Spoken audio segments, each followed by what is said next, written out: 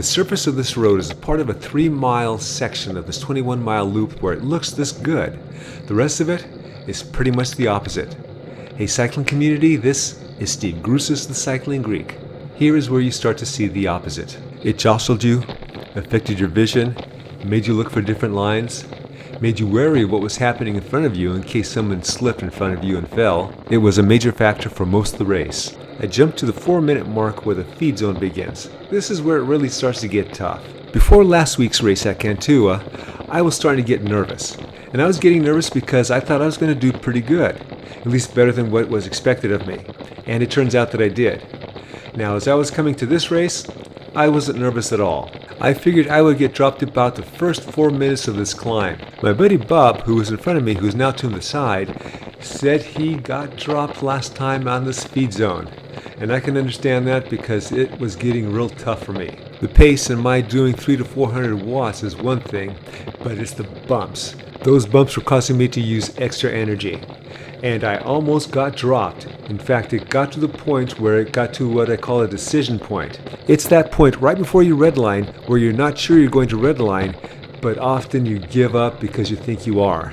At the top of this small feed zone section is a little bump. It goes down just a bit and then it continues with the rest of the climb.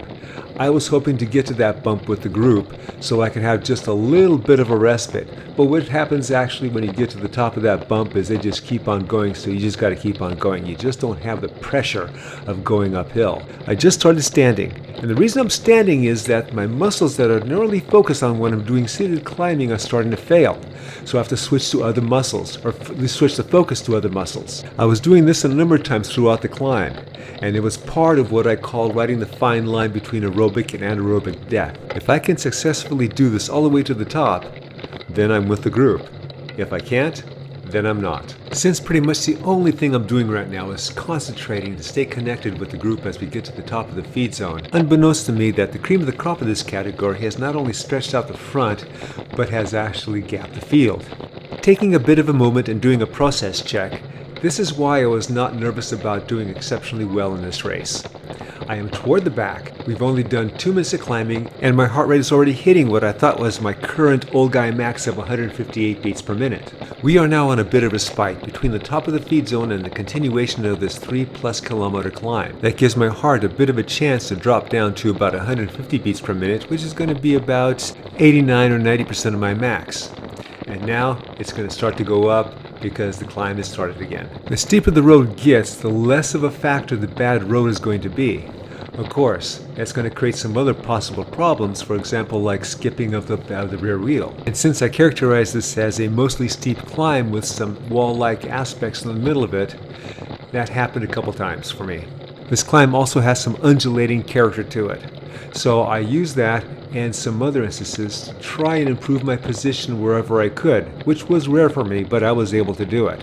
That way I could have a little bit of a buffer. This bad surface on the road was also a factor in terms of how I can position myself to move up. Even though this category, this age group, is a seasoned group of riders and they keep a very straight line, I still had to allow extra space whenever I wanted to move up because of the possibility that they could deviate their line due to this bad road surface. I do remember riding on this guy's wheel. I so wanted to jump up there and fill that gap, but the energy it would take because of this bad road surface was going to be a little too much for me, and I would be afraid that that would put me over to the red zone or real close to it. Even though I wasn't worried about doing well in this race, I still wanted to do the best that I could, so I can use this as a measuring stick, comparing myself to the others and to seeing where I was falling short and by how much. One of those areas I worked on for this race was heat adaptation. If you've seen my previous videos, then you'll see the different methods I used to help acquire that heat adaptation. We started our race at 11:30 on this early June morning. You'll see by the temp in the upper right hand corner that we are at about 88 degrees Fahrenheit. And that's not so bad, but basically that's the low end of the range. We started this race at 93 and we were climbing a lot of this climb at about 90 degrees. I don't know how everyone else was doing with the heat, but I was not feeling it. My buddy Bob in the neon green socks right in front of me was feeling the heat when we were warming up before the race. Because of that, I figured those heat training workouts that I was doing had paid off. Looking at the data in the upper left-hand corner, I had just come off of a 350 watt to 380 watt effort, and my heart rate had gotten up to 161, and I didn't think I could do that anymore. I thought the new old high was 158, so it could be one of two things. One, the heart rate may not be acting as it should, or two, I've gotten a little stronger. Now the fact that I didn't blow at 161 again can indicate that I'm a little stronger now, but I'm not sure. I do see that I'm 156 right now, still plugging along, so maybe 161 is my high. It's been about 5 minutes since the feed zone, and I'm still with the group. So there are times I can remember during this ride, at this point and a little beyond, where I was actually pretty surprised that I was still with the group. So that means I get to talk to you all a little more. So let's talk about cadence. Ordinarily, the way I do things, it's better for me to tax my aerobic system than it is to tax my muscular system. Reason being is that I can tax my aerobic system and I can recover quicker compared to if I apply the same amount of taxing to my muscular system. Also, I can tax my aerobic system many more consecutive times than I can my muscular system before failure. For the ordinary individual, the discussion would end there. But in my case, because I'm subject to AFib, that therefore exists as a variable I have to account for, especially on the aerobic side. And I do this by feel. When I'm in a crunch time situation and I'm using the easiest gear I can to get the job done, if all of a sudden I'm hit with a feeling of concern, and that's the best way I can describe it now, I'll shift up a gear or two to take the pressure off my aerobic system and put it onto my muscular system. It had been a number of years since I've done this race, so I was pleasantly surprised when we finally got to some smooth road. Oh, it made quite a bit of a difference. It gave me extra energy. I'm sure it gave everyone else extra energy too. But it allowed me to feel good enough to move up, and so I got a few places anyway to help my position. One of the things I was thinking about for the next time I do this race, and I was thinking about that especially during the 40-mile-an-hour twisty, bumpy descent, that I'm going to get some wider tires. I use 2-foot tubeless clinchers in which to train on, and I'm using my training wheels for this ride. I remember years back in my younger learned by experience days that I came to this race using zip wheels, and then I finished the race and I had a cracked rear zip wheel. That sucker was toast. But back to the tires. So these 2-foot tubeless clinchers are 22s. I'm going to see if I can fit a 28 on there. I'm not even sure if I can. If anybody knows if I can on a regular road bike for regular rims, please comment below. Otherwise it'll be 25s. I'll talk a little more about it when I do get to that 40-mile-an-hour twisty descent.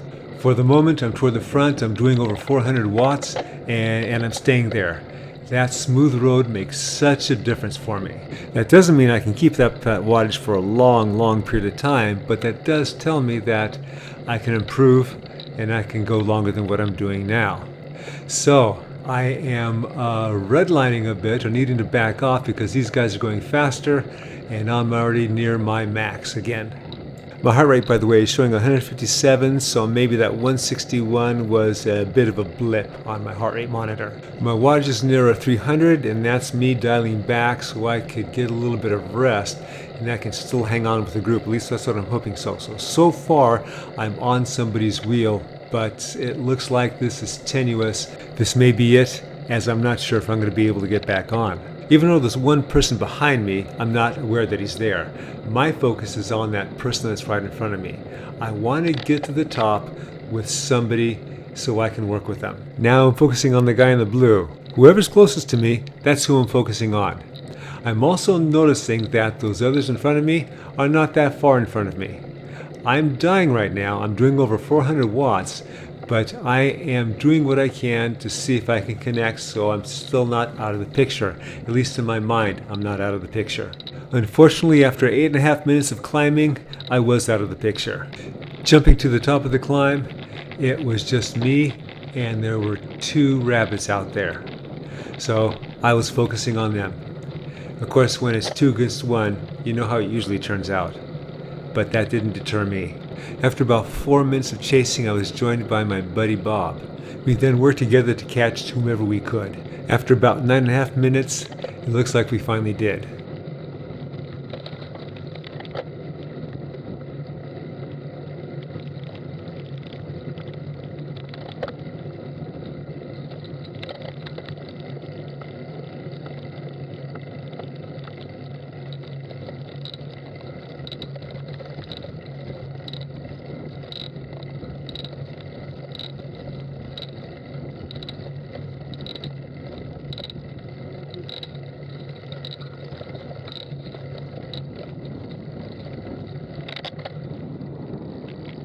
Bob and I did another 14 minutes of hard chasing in order to catch someone else.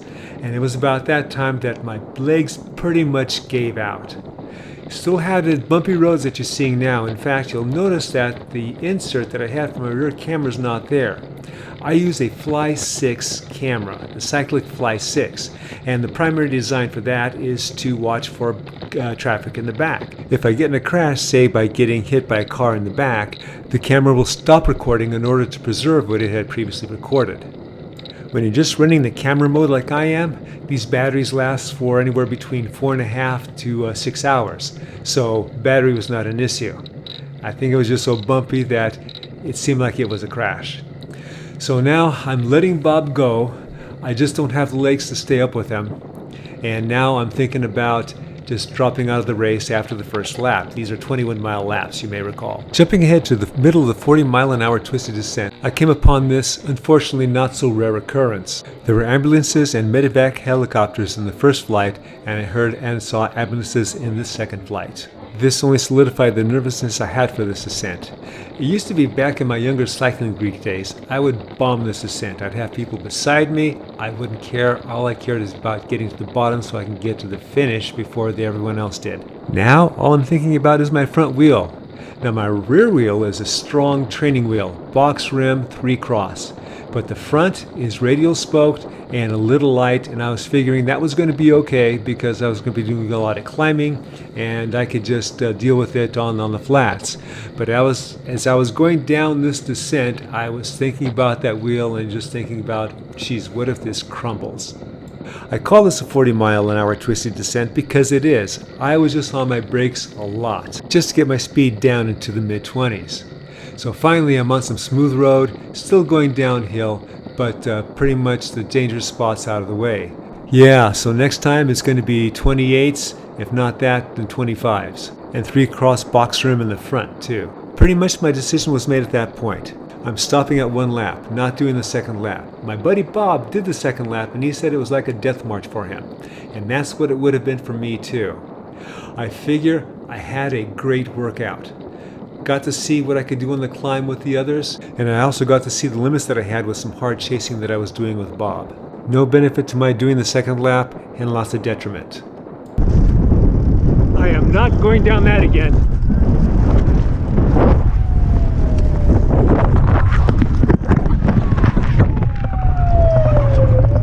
In my younger days, I used to fly down that thing.